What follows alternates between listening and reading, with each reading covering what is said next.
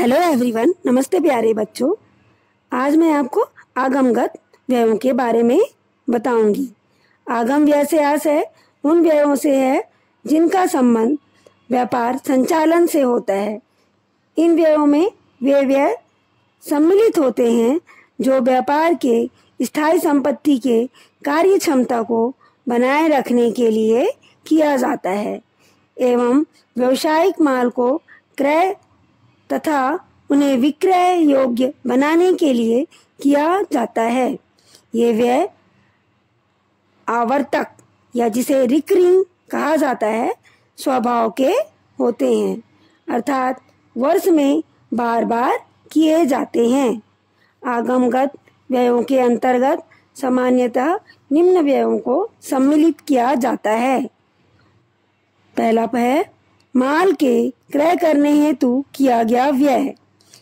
व्यापार में विक्रय हेतु क्रय किया गया माल का क्रय मूल्य तथा माल के क्रय हेतु किया गया व्यय, जैसे माल की लागत, माल की ढुलाई, गाड़ी भाड़ा आदि।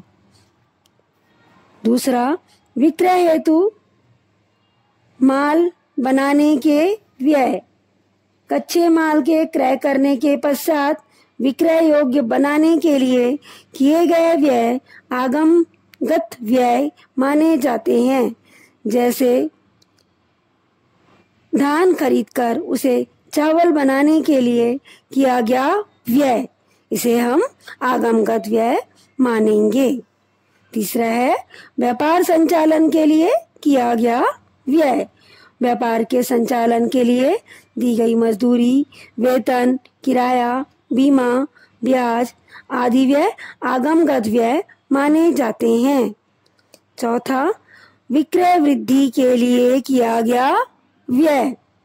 विक्रय वृद्धि के लिए किए गए साधारण विज्ञापन व्यय, दिया गया कमीशन, भत्ता, दलाली आदि भी आगमगत व्यय के अंतर्गत शामिल होते हैं। अगला है स्थायी संपत्ति के प्रयोग के लिए किया गया व्यय। व्यापार के प्रयोग में आ रही मशीनों की साधारण मरम्मत व्यय। मशीन के संचालन के लिए किए गए शक्ति पर व्यय संचालन प्रक्रिया के अंतर्गत किए जाने वाले साधारण व्यय भी आगमगत व्यय के अंतर्गत शामिल होते हैं, अर्थात संपत्ति को कार्य योग्य बनाने के लिए जो भी खर्चे किए जाते हैं उसे आगमगत व्यय माना जाता है। आगमगत व्ययों की कुछ विशेषताएं। इन व्ययों के अंतर्गत वे सभी व्यय सम्मिलित करते हैं जो व्यापार संचालन में सामान्य रूप से किए जाते हैं। आगमगत व्यय सामान्यतः अल्पकालीन प्रवृत्ति के होते हैं।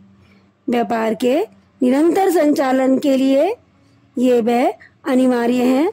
बिना इन व्ययों के लाभार्जन या लाभ प्राप्त करना संभव नहीं है।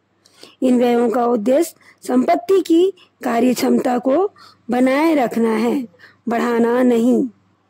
इन व्ययों की राशि के आधार पर व्यापार के लाभ हानि की गणना की जाती है तथा इन व्ययों का लेखा लाभ हानि खाते के विकलन पक्ष में किया जाता है। बच्चों, अब मैं अपने अगले टॉपिक पर पूंजीगत व्यय एवं आगमगत व्यय के अंतर को समझाऊंगी।